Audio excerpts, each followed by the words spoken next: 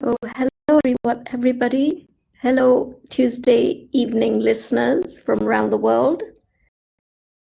This is Ragini Anand on the 16th of March 2021. Today I am to you from Mumbai. I have just returned from South India after a wonderful stay in Cochin. I was also able to travel the wonderful city of Thiruvananthapuram, otherwise known as Trivandrum. So it's great to have been to the south because the south of India is where the oldest tradition of health really was practiced. And today we're going to be looking at the third area of life in the wheel of life. We have already investigated personal growth for 2 weeks, and then we looked at love and romance. And the next 2 weeks, we will be looking at the idea of health in the Vedic tradition. Now, before we commence this topic, we must kind of align ourselves in understanding that Ayurveda, which is the tradition of healthcare in the Vedic system, is really the founding father of medicine, in the oldest tradition, if you like, of health. And the idea of using not just food as medicine, but also herbal medicine to promote health and well-being.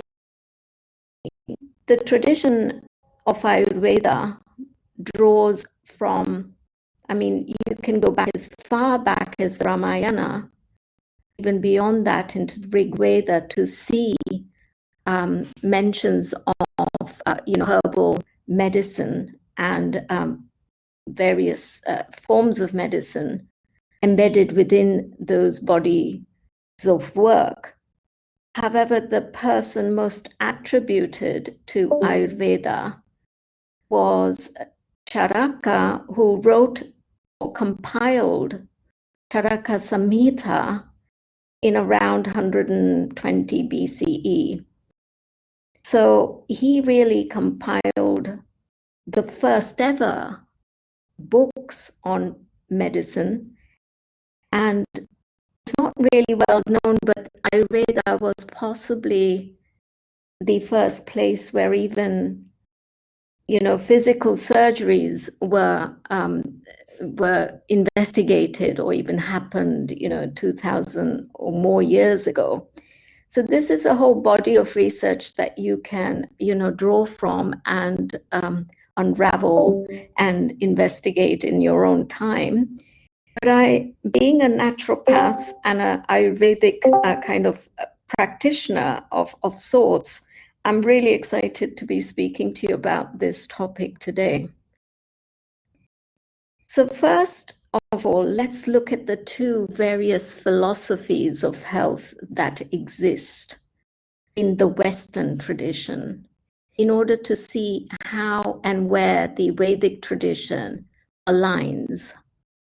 So in the 1800s, 1816, around the year 1816 to that kind of time frame, in France, there were two main investigators of health.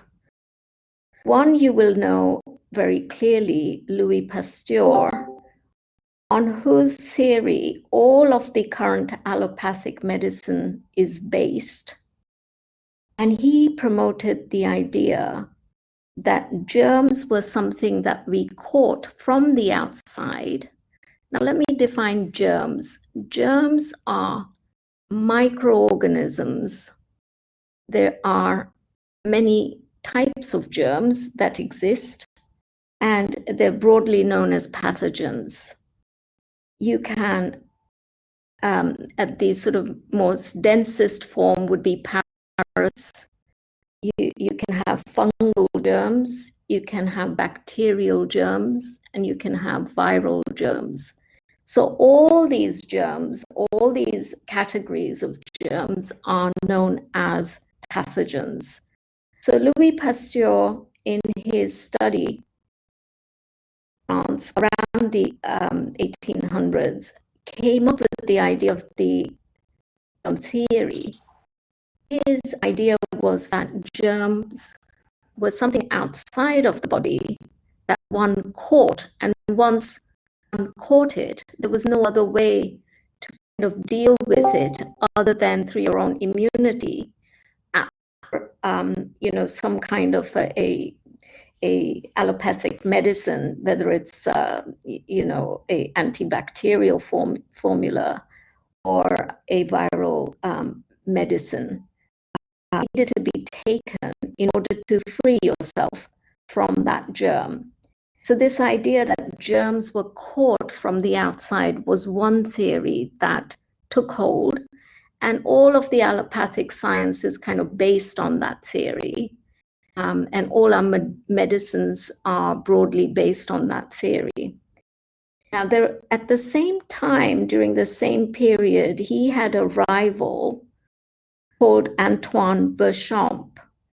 And his theory was starkly opposite to Louis Pasteur's theory of germs. Antoine believed that germs were not necessarily caught from the outside. He believed that the diseased tissue attracted the germs rather than being caused by it.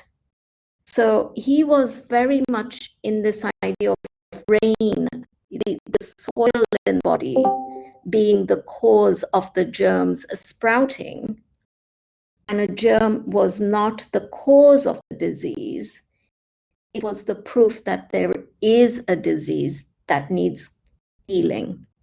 Now you can see that it's of two very starkly different philosophies on which to model your health systems.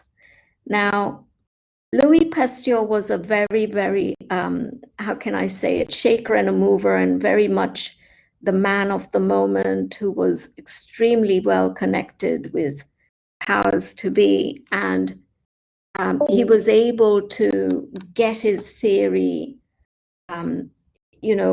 established through contribution and financing and lots of research, etc. Whereas Antoine Béchamp was seen at the time as being extremely, extremely intelligent and far superior in his broad experience of science than Pasteur, but he was seen as a rival and a sort of somebody who should be shut down.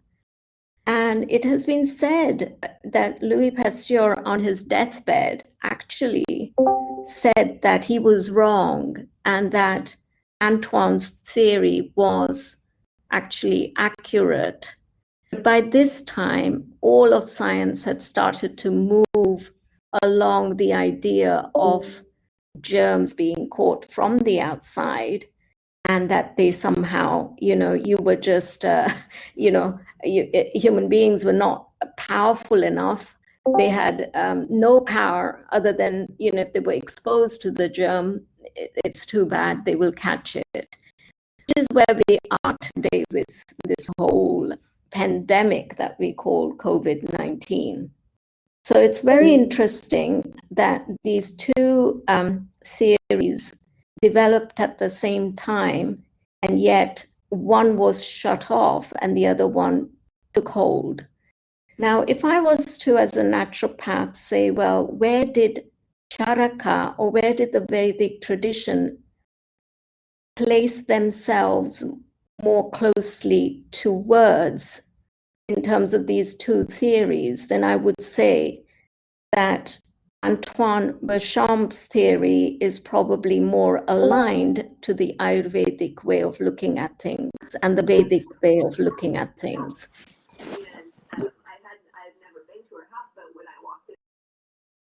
I can hear somebody in the background. If you wouldn't mind muting yourselves, please. So why do I think that? Well, one theory is very much about the human being being very disempowered, that they need fixing. And the other side is very much an empowering story, one which says, you know, the human being has total control, not total, but a large amount of control through the habits that they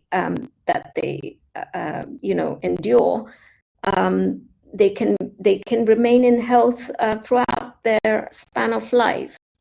So Ayurveda also, you know, believes in this way of thinking, as do naturopaths or herbal medicinal practitioners. So we now have two camps, one which we call the alternative idea of medicine, and the other camp is the allopathic, which is the most widely practiced medicinal system currently. So let's now unpack this a little and say, well, what does the Vedic tradition, you know, where does it all come from? How does it see this more closely? So let's go right the way back. I think a while ago in one of our talks, we talked about the churning of the ocean, which is a sort of a very antiquity time-stamped event that happens in the Vedic tradition, where the sea of all potential is being churned.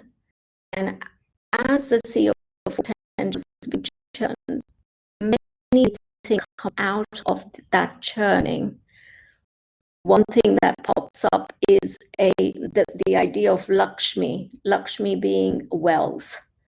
The other thing that comes out of that churning is Dhanvantri being the god of health. And Dhanvantri, otherwise known in the south of India as Vaiteshwar, he is basically the father of medicine, because as he's being churned out, he brings a pot of herbal remedies. Okay, so one can say that the very idea of medicine or using herbal remedies as cures for specific problems go all the way back to the most ancient idea, which is probably embedded in the Shiva Puranas. So Dhanvantri is the god that we will try and understand in the second part of this program next week. However, I just wanted to introduce to you where does the Vedic culture kind of take, you know, how far back does it go? So it goes very far back. And then if you look at the Treta Yuga and you look at Ramayana story, then very clearly we see that, you know, Hanuman actually flies to the Himalayas to bring down herbs from the Himalayas that help Lakshman heal from his wounds from the war. So this idea of herbal medicine goes well back, and there's a lot of material from which one can draw. I can still hear some sounds. I think, is it ME56? You're not muted. Would you mind muting yourself?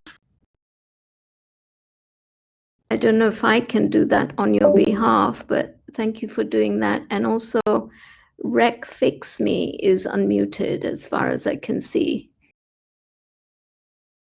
If you wouldn't mind muting yourself, that would help, because I've got background noise, which is distracting.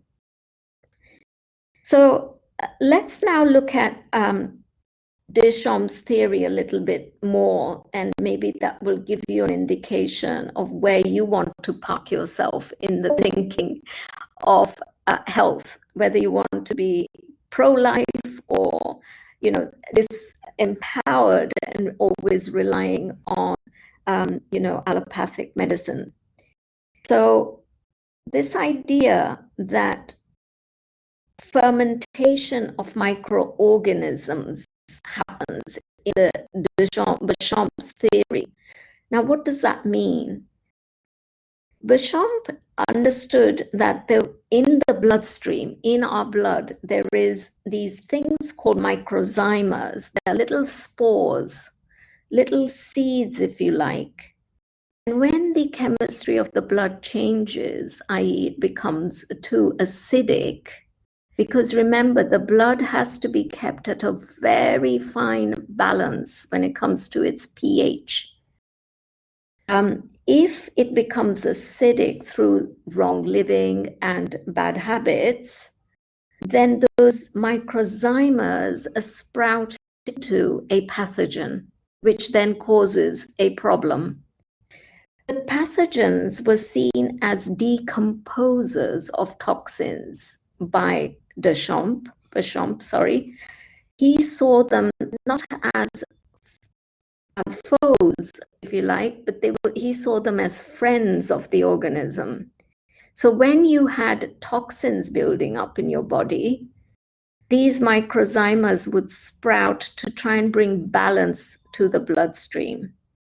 Blood is the first place, the plasma is the first place where he saw the problem starting.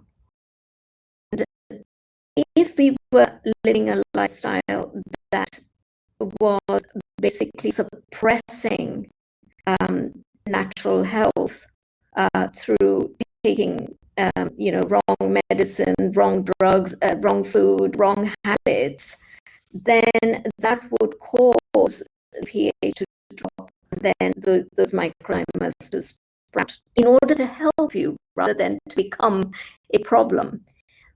But if your health was, really on a decline and weren't taking care of your health, then the pathogens would just basically run riot, and you would not then have them as decomposers, but they would become toxin-laden and create other illnesses. So I guess I've said a lot there, which is very technical, but let me give you a very simple idea of this. I remember when I was young, I used to live in Mumbai, and during the monsoon seasons, there would be a lot of puddles and little lakes forming and gutters being, overridden with water. And as a youngster, I used to become very aware that in a very short space of time, once that water body had formed, that you would begin to see such things as frogs and, even fish appearing in that lake or pond pool or whatever. And I was used to think, well, how does that happen? How does suddenly a fish arrive? The sea or the sea is miles away, but how in this sort of landlocked water body, how do you suddenly get this life, fish life and toads and things appearing? So I always kind of had a very curious mind, and I had parked it when I was young. And then when my daughter was very young, we had a little, we'd been to a museum and we'd picked up these spores that you could buy, and they were called sea monkeys.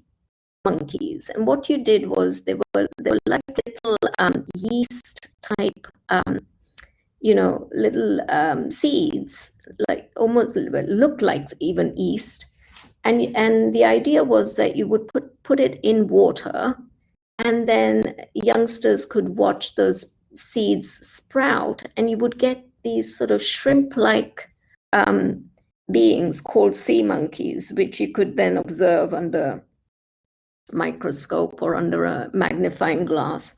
It was hours of enjoyment because you saw something from, being totally dormant to being totally alive with legs and, tentacles and what had you, with a tail. And so it was a really interesting way for a child to kind of explore life. Take that idea and look up sea monkeys.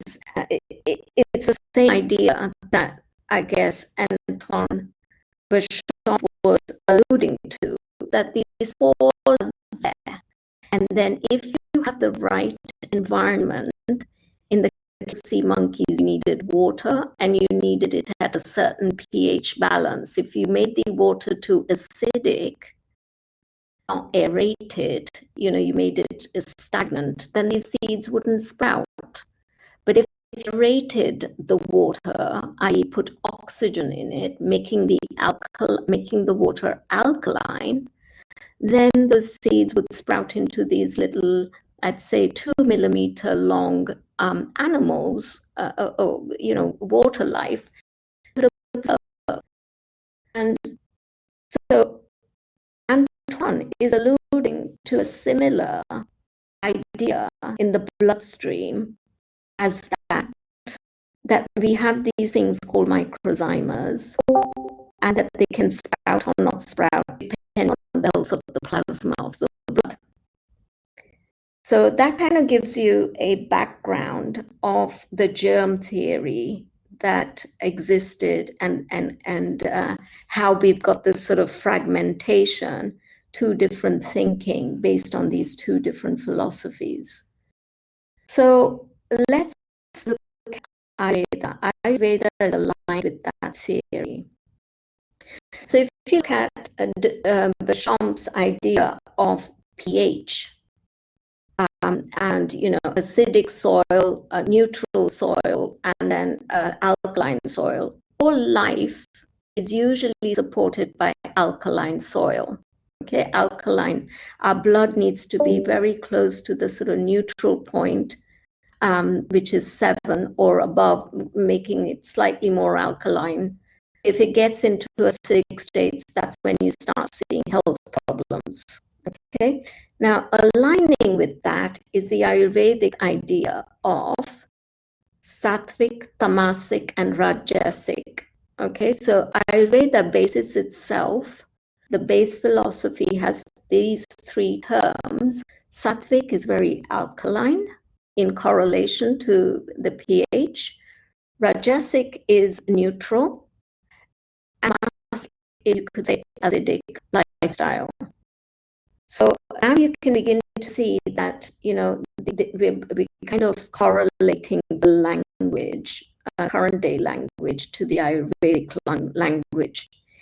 And those of you who are sort of health keen, like I have been, then you will understand that there is a lot of research done on alkaline diets, keeping your pH levels balanced,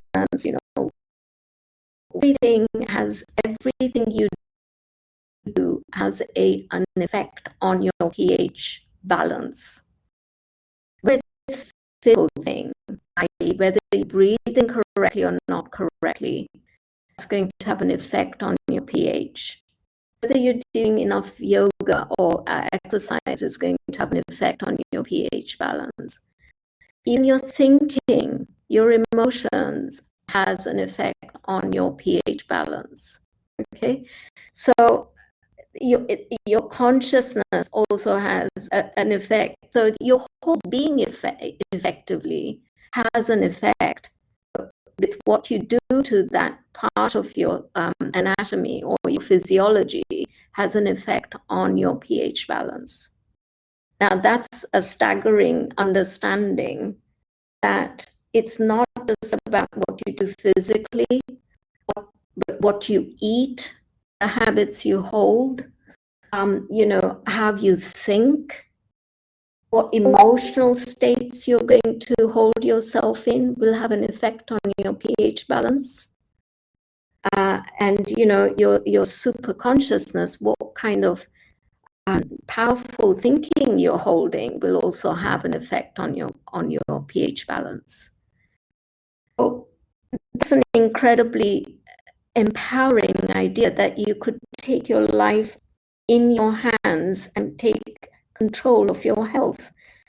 Now, one of the things that really resonates with me with the Ayurvedic way of thinking is that the Veds are is another name for Ayurvedic doctor.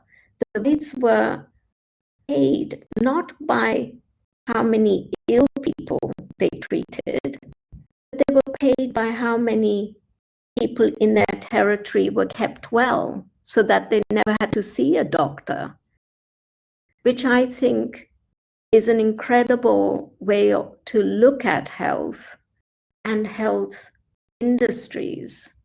As soon as you have money involved in healthcare, who knows who's going to take advantage of it? Human condition is such that we are going to do whatever it takes, to take advantage of a situation to make money. So if you were to ask me, personally, I'm not saying that everybody will hold this view. I would much rather see a system or a society whereby healthcare was promoted or paid or rewarded by how many people were kept in wellness. So it's a concept that I ask you to consider. I'm not saying that, healthcare doesn't have, or allopathic medicine doesn't have a place, but I am here to help you empower yourself and give you spiritually the power to stay in wellness rather than you going to elsewhere to find your wellness. It's a simple case of that, which I ask you to look at. Now, as a naturopath, there is a number of kind of rules that we adhere to in order to bring somebody to health. And this is aligned with the Vedic tradition. I would say naturopathy is very much taken from Ayurveda and brought to the 21st century. And naturopathy looks at this concept. The first concept is treat the roots, not the branches. Okay, so it's the roots, it's the soil, it's the gut. The gut is the place where our roots are. So even if you look at the villi in our small and large intestine, it actually looks like roots.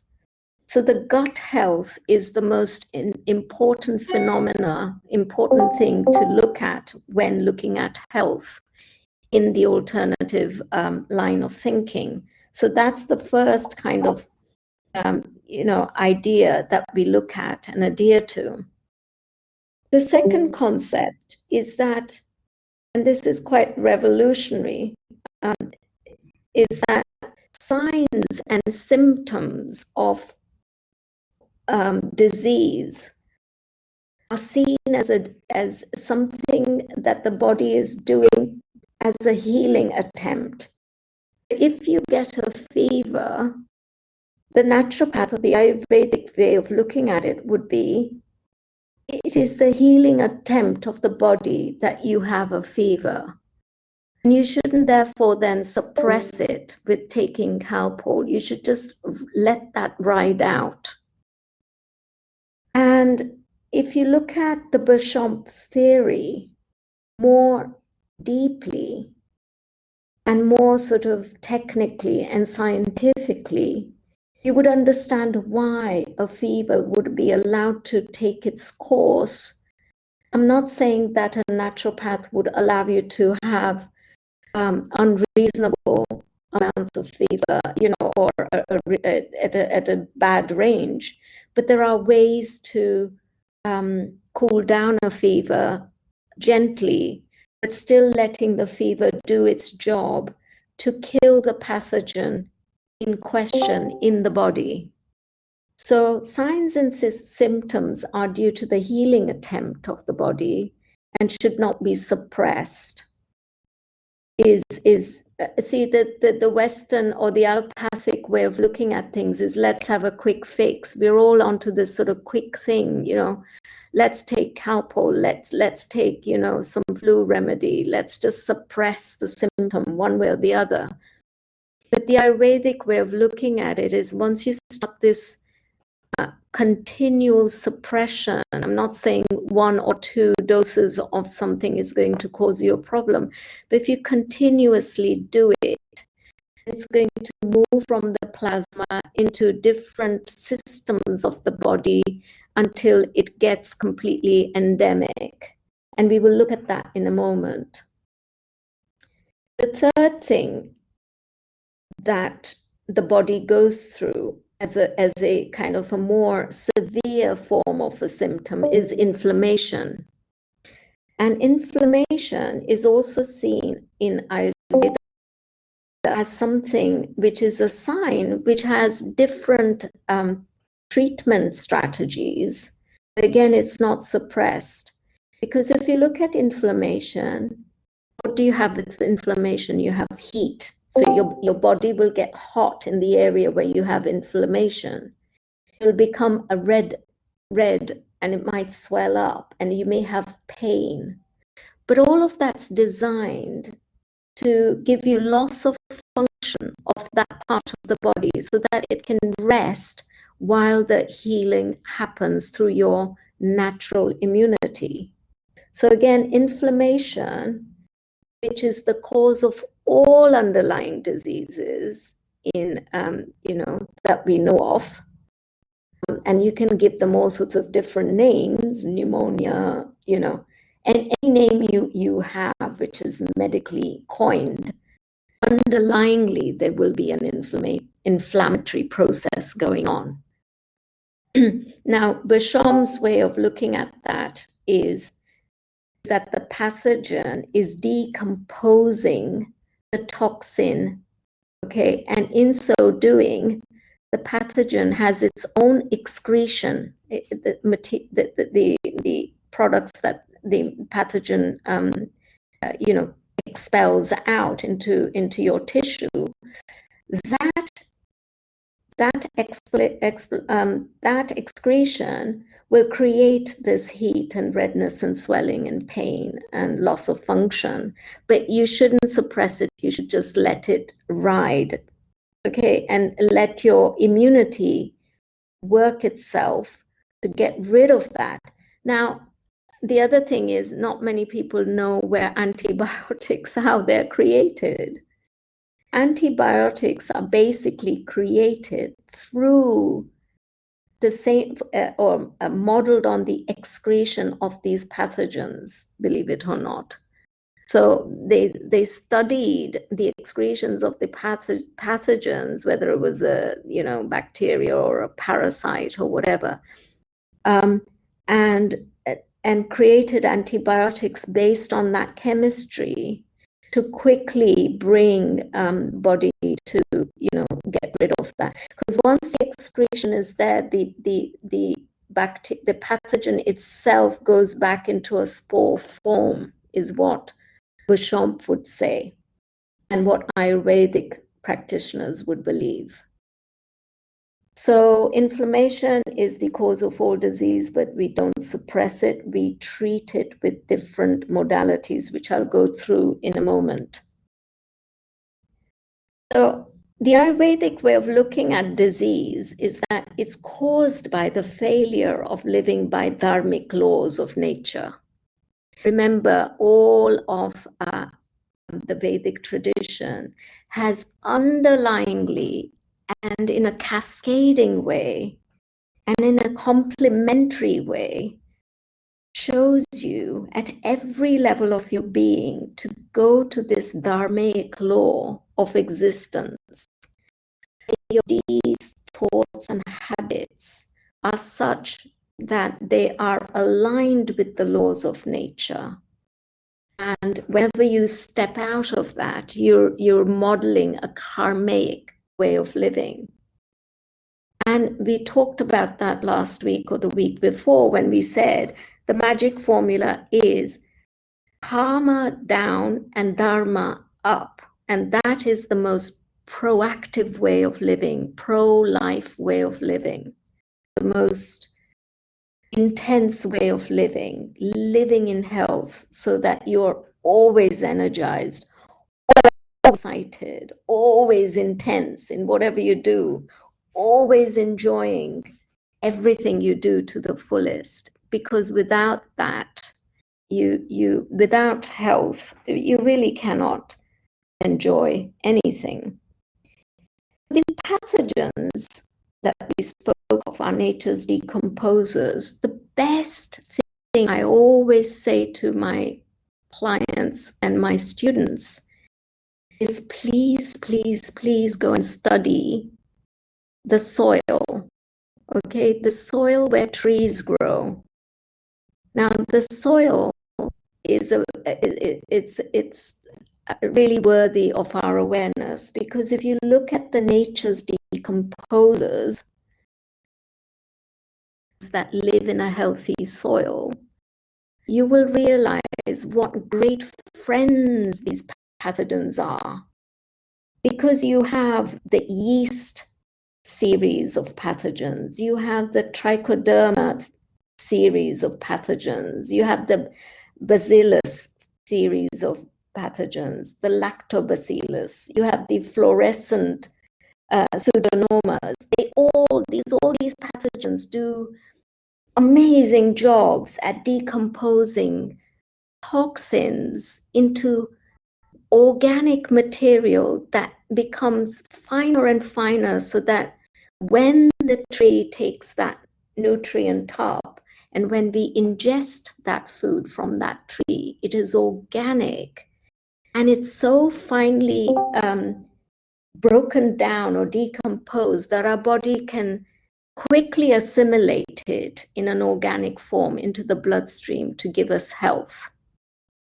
So we are so tightly connected. Our health is so tightly connected with these pathogens that instead of trying to kill all the pathogens, we should be worshipping the pathogens.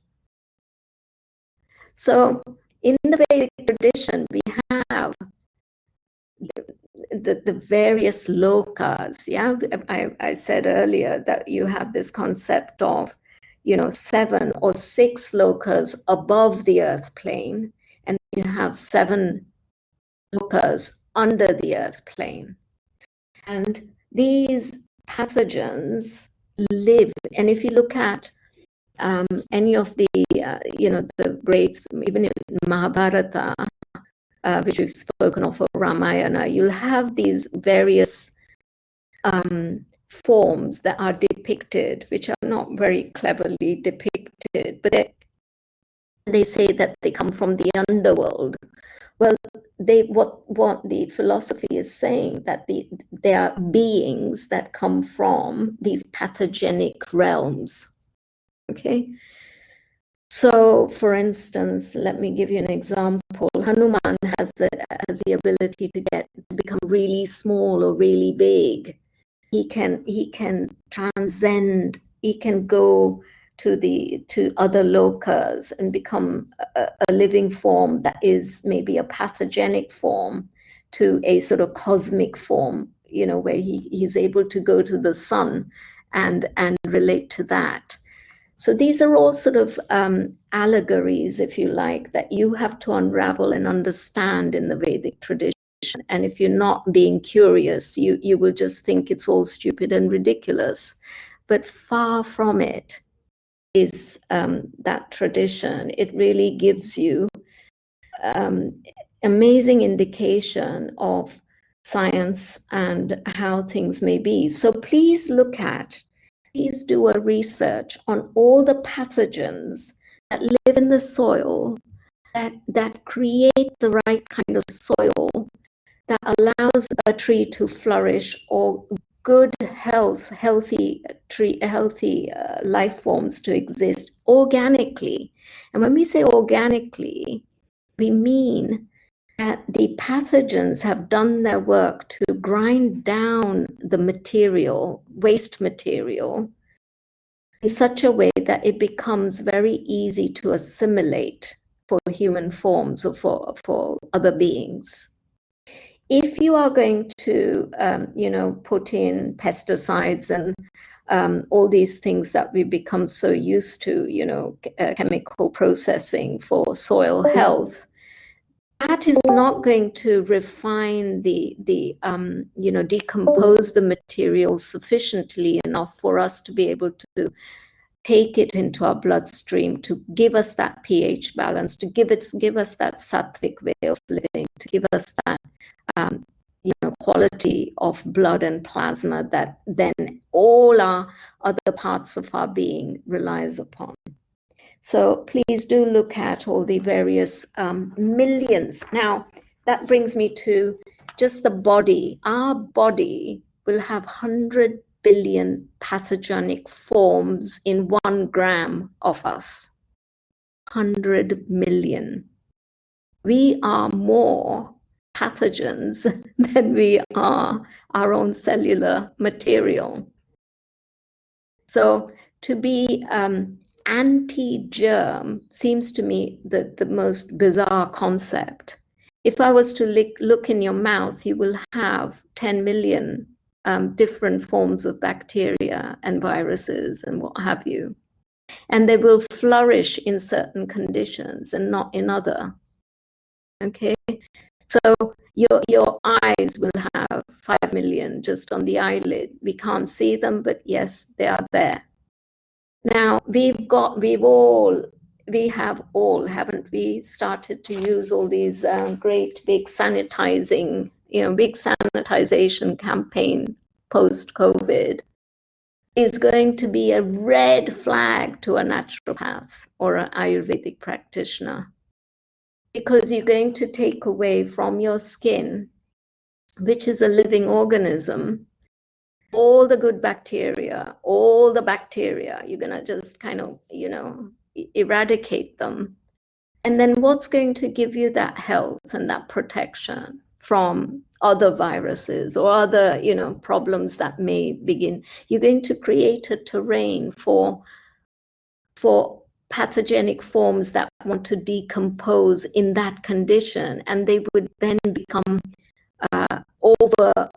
overly populated at the cost of good bacteria. You hear about good bacteria and bad bacteria. In reality, as a naturopath sees it, bad bacteria is only when one type of bacteria, one culture has overridden another. When you have a balance of bacteria, you have unity of existence, which is the core philosophy of Vedic tradition, then you have health. But if one culture overrides another, to have disharmony, you're going to have a division. You're not going to have unity there. You're going to have an opposing force. So these, I, for one, will not use sanitizers. I just won't use it because I want to keep my bacteria, which are my friends, and I'm going to make sure that my health through my own habits, my immunity is kept up so that I have a nice balance of these bacteria that do a job of decomposition within me. So that is this fourth concept of idea of, that disease is caused by the failure to live by dharmic laws of nature. Now let's look at the fifth law of a naturopath or an Ayurvedic practitioner of the Vedic tradition. They believe that health is controlled by prana. Prana is what? Prana is your life force. In the naturopathic language, we call it a life force. In the Ayurvedic tradition, we call it prana. And prana is not breath. We've misunderstood. It's not oxygen. It's something subtler than that enters our system, which is without which we have no life. So health is controlled by the movement of prana in the body, in the Vedic tradition.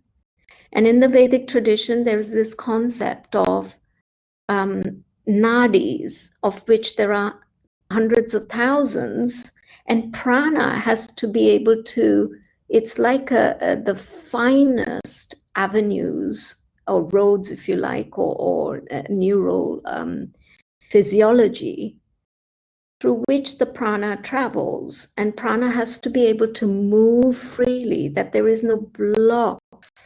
So that's why we do pranayama breathing, to bring in that life force, to open up the channels. That's why we try to unblock the, your various chakras, so that there is no blockage, so that the prana can, or the life force can get to all parts of the body to inflict circulation, assimilation,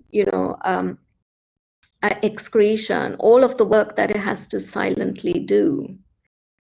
And through the concept of pranayama and yoga practice, you're working on your asympathetic and your sympathetic nervous system.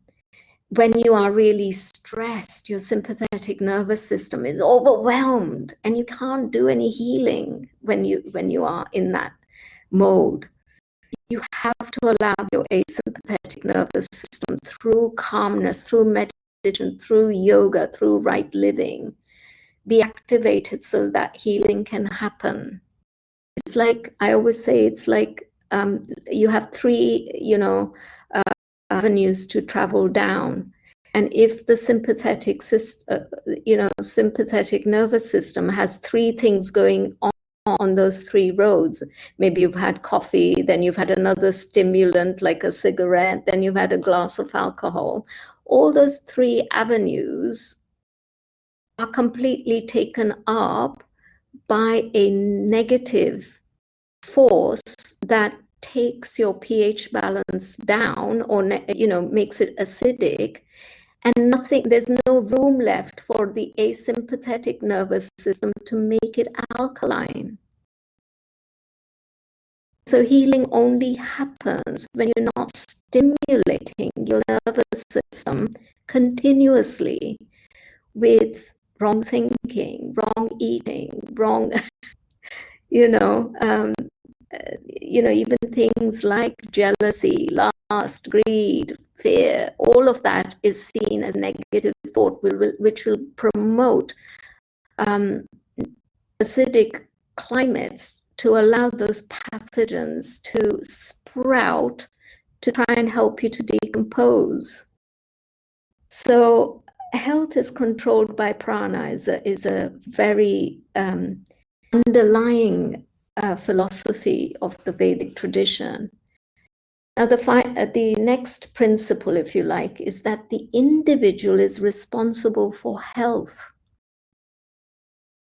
That's not something our current day lifestyle is showing us. It seems like the individual has gone to sleep and given the responsibility for health both to the government and to the medical profession and the pharmaceuticals. So it's a disempowering. We talked about the master-slave state. I would say we become a slave in that, and the master is something outside of us. In the guru-disciple Ayurvedic way of living, we are empowered. The human being is empowered. We have the responsibility, not somebody else. That's a complete turn of thought. And all spiritual seekers would want control, are looking to seek because they want empowerment. They don't want to be disempowered. And the final principle that the Ayurvedic tradition looks at is that the process of disease has stages. So if you have continual suppression of fevers and normal symptoms and signs, like fevers and like a little bit of cold and flu, and you keep suppressing it with drugs, and if you go into an undharmic way of living, then there is a process that the body goes through. The first place where you see pathogen life sprouting for decomposition is plasma. Plasma being what you have ingested and then assimilated and then taken up in your bloodstream to make your blood. That's the first place you have disease. The second place, then if that is not, healed, if you like, the next phase of disease is seen in the bloodstream. So the blood becomes, coagulated, thick. Blood is a bit like milk. Pathogens are a bit like a culture. It will thicken it. It'll make it curdle like yogurt. Then it's hard to circulate. And then the red blood cells become coagulated. So the blood will become thicker if you keep living a bad lifestyle. The next thing that will become in disharmony is your muscles. So you will begin to feel pain and aches. And if that is not addressed, then you will go into, your bones. Your bones will begin to, not have enough calcium, will not be able to create bone marrow, which is where your red blood cells are made. And if that's not taken care of, then you'll have a failure of the organ, whether it's kidneys or heart or liver. And if that's not taken care of, then it'll be systemic, meaning it's gone beyond the beyond. It's kind of now at a cancerous stage. It's just traveling all throughout the body. So the Ayurvedic way of treating is they will look at, which one of these 6 areas of your body has become toxified. Is it your plasma, blood, muscles, bone, organs, system-wide? And from there, then they would start treating you, okay? So those are the principles by which Ayurveda and naturopathy looks at health and well-being. As I've already said, doctors were paid for keeping communities well. The Ayurvedic system is so complex. It looks at anatomy, it looks at physiology, it has diagnostic tools, albeit it's not, what we see today in allopathic, but it has different ways of diagnosis, either by looking at your pulse or looking at your urine or looking at your stool or looking at your eyes. And it's very, very, accurate. Okay, but one of the things we had to learn as a naturopath was to do a pulse diagnosis or to look at iridology, to look at the iris of the eye to see what systems are failing or how far down the line your health, you've gone into disease state.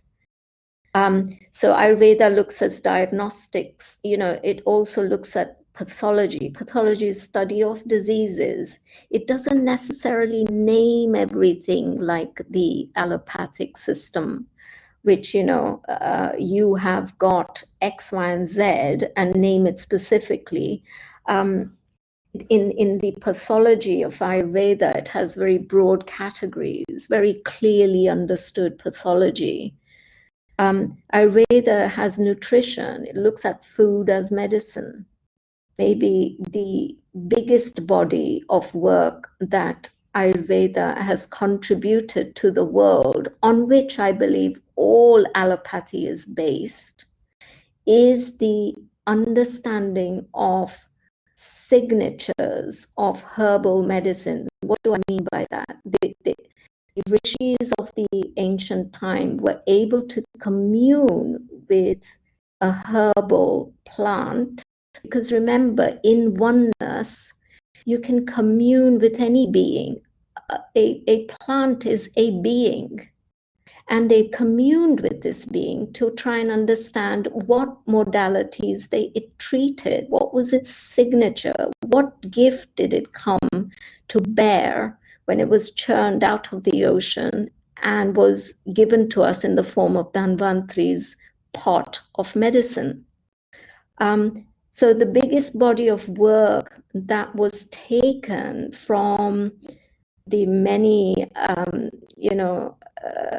raids on the Vedic tradition, the books were taken and studied, and then all modern day medicine was based on that study. Okay, so aspirin comes from willow bark. Turmeric is the most, the most, what's the word? Celebrated herb now. It's now understood to cure cancer and anti-carcinogenic, and there's so many herbs that have come out of the Ayurvedic tradition that has been bottled up, patented, and then people are making money on it. But Ayurveda always looked at food as medicine. So when you look at a good traditional Indian food, vegetarian food, you can see the roots of that medicinal roots, whether it's cumin or mustard or turmeric in your food. All of it has a reason, a place, and it's all beneficial to health. I'm not saying that the modern day Indian cuisine is necessarily health giving, because it's gone so far removed from health giving benefits of the ancient tradition. It has been so adulterated that, yes, disease are also seen in the Indian culture. Do not translate Indian culture of today to the Ayurvedic culture of the past. Do not make that mistake. Okay, so Ayurveda also looks at food as medicine. It had acupressure. It looked at hydrotherapy in the form of panchakarma, and detoxification mechanisms, manipulation, massage. It's a whole body of well-being science that you can just dive into and make it your lifestyle. So I've gone on a bit, but I hope I've explained the kind of concepts in a quick way. I'm not going to go into the 4 stages of disease today, which is something I wanted to cover, but I think I'm nearly at the end of my time, and I want to leave a couple of minutes for some questions. And I will cover the 4 stages of disease as the Ayurvedic system sees it, and it will give you a clearer understanding as to how what protocol you can use to treat yourself, depending on how far your disease has gone, whether it's acute, subacute, whether it's chronic, or whether it's beyond that. So the protocol will vary depending on how out of health you have got yourself into. And there is always a way to get back to health. Always, always, always. And that is empowering. And that's what I want to leave you with, especially at this time that we find ourselves in this fear-laden world of, there's a tiny little unseen virus out to get all of us and eradicate humankind. That is not true. Okay, I want you to shake that thought out of your system, because there's nothing to fear in this world. It's all pure love. It's only our misunderstandings and our wrong thinking that's going to kill us. Nothing else is. The only problem is the wrong thinking. So with that, lovely listeners, I've spoken a lot. I would now like to open up for a few questions. I have a couple of questions. Number one, you talked a lot about philosophy of Ayurveda. Maybe I'm not pronouncing that right, but I don't know a whole lot about that. But I've currently went on a journey with fasting, intermittent fasting, and keto, and a lot of the things that you said go right along with what you said: eliminating toxins, eating things that nurture your gut biome so that your body can metabolize things and that stuff. My question is you've talked a lot about theory. I'm more interested in the practicality and like resources where I can actually look into and dive deeper into the actual things that I could do that maybe come from that tradition. And I'm probably not the only one. So. Sure. Thank you for asking that question. Yes, it's hard to know where to go for these things, right? So thank you for asking that question. Now, Ayurveda, is very well practiced here in India, and I sense that you're probably not in India. But naturopathy, wherever you are, is a modality that is available, which takes its roots, I believe, from Ayurveda. It's kind of rebranded itself. It's not pure Ayurveda. But if you were to ask me where do I go? Well, as I turned, I think 55, again, in the Vedic tradition, it says once you've got a certain age, you should do Ayurvedic treatments once a year, twice a year, if you can afford it. And you go to a resort, and I tend to go to a place in Mysore called IVAC, Indus Valley Ayurvedic Center. And I have been there twice, and they are mind-blowingly good. And you come away after 2 weeks stay there, having been purged from every level. You come back feeling really energized. Now, having said that, it's not always, something that costs will permit. There are also in London, I have a Ayurvedic practitioner that I can visit, sort of locally, and they don't have all the things at offer, but you can do sort of a partial treatment in London at least. I don't know where you are, but I would start with, I know in America there are many places that you can go to. Start with researching the Ayurvedic Council or the Ayurvedic Association, and then they will point you to the right place, with where you can go. But yes, thank you for asking that question. It's not always clear as to where you can go and who to trust. In Kerala, which is where I've just come from, Cochin, in the south of India, this tradition is living. Okay, it's been going since Kartike days, the Kartike being the son of Shiva, the most ancient being. They are really well versed with this tradition. You get some great doctors, great diagnostics, and great treatments that can, turn around all sorts of difficult cases. I've seen people with severe arthritis and back problems and skin problems. Also, you have to, it's not a quick fix. Okay, so if you're looking for a pill, this is not the place for you. If you're willing to take control back and be responsible for your health, then yes, there are many places where you can.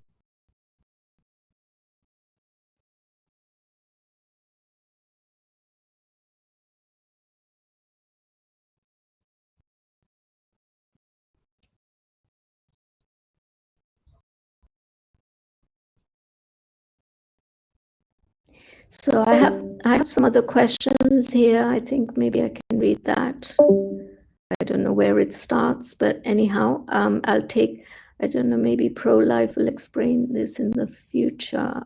I'm interested too, never got into Ayurveda, probably won't, but knowledge may serve to help others. Sorry, I'm just going backwards to see where this trail starts.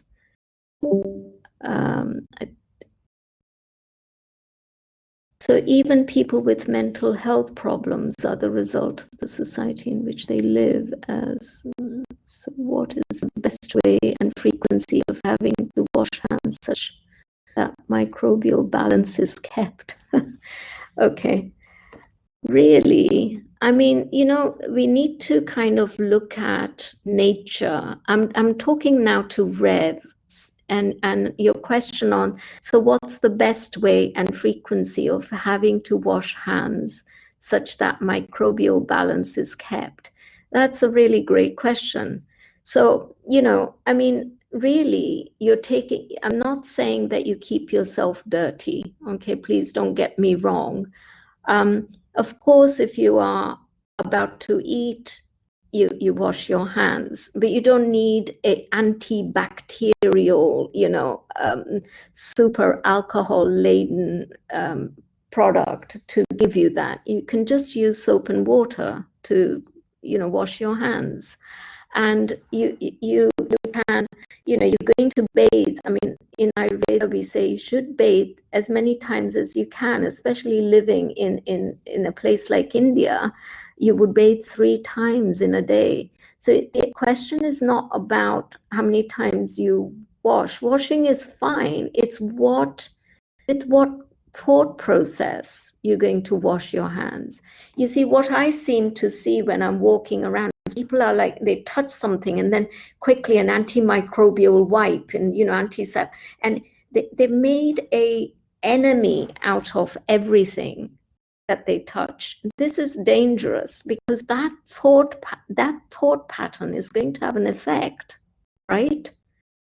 You have to stay balanced and say, okay, observe nature. You have all these animals living in the wild. Are they continuously washing themselves? No, they go to the bathing. You watch lion packs or elephant packs and bathe. They don't stay dirty. They preen themselves. If you watch birds, as I do, the swans will preen themselves. They'll clean themselves, but they're not obsessed about it. So what I'm trying to say is let's not think everything is an enemy needing to be washed off and masked off and that we're on this constant attack. So frequency is just, use your discretion and, keep yourself clean. That's one of the principles of Ayurveda, but not to the point where you kill everything in sight. So I hope that answers that. I don't know about that. Perhaps in some circumstances, I don't see how society can cause schizophrenia. I don't think this is washing your hands the way you were taught will suffice. Maybe there is some yogic way that was implanted into Indian culture that helps one move towards God, but I'm naive of a lot of that being an American. But with that said, I don't think washing your hands will ever be a determining factor in anything. I doubt Shiva ever washed his hands anyway. Long. Okay, well, that's your thought. I don't understand that. Forgive me. Thank you for your wonderful talk. Ayurveda is so holistic. What is typical Vedic diet?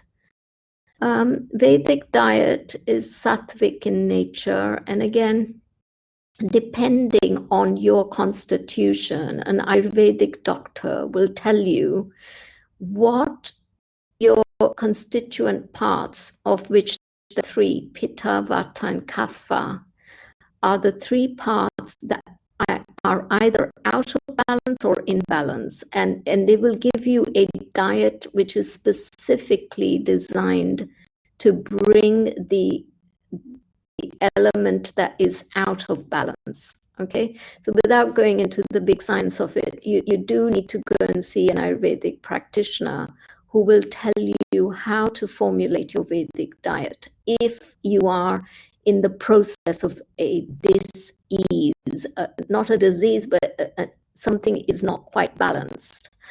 But traditionally, a Vedic diet would be, 2 vegetables, some kind of a chapati, some kind of a pulse. You'd have some yogurt, you'd have some,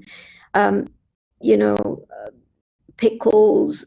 You'd have, lots of lots of ingredients that go into making up what's known as a thali. Using very cold pressed oils, all the traditional things that my great grandparents would eat would be seen as the most sattvic way of living. Everything was always made from fresh. Pulses were used in abundance. They were sprouted to give you protein. unsprouted if you wanted carbohydrate, but there was a balance, and a thali is a very balanced way to eat, quite honestly. And if I could eat a thali every day, that's how I would live. But it does need thinking, and it does need effort, and you have to remove the idea that, you know, everything should be convenient and you should just get, you know, something put in the microwave. If you are going to take responsibility for your health, you must cook from fresh, from the raw ingredients, and know what you're eating, you know, from its base material. So if you do that, then you will be following a Vedic diet up to an extent. I'm interested too, never got into Ayurveda, probably won't, but knowledge may serve to help others. Okay. I don't know, maybe pro-life will explain this to us in the future. I'm not too sure what I'm explaining. I don't see how society can cause schizophrenia. Okay. Well, that's a longer conversation, and I'm not going to go into that here at this stage.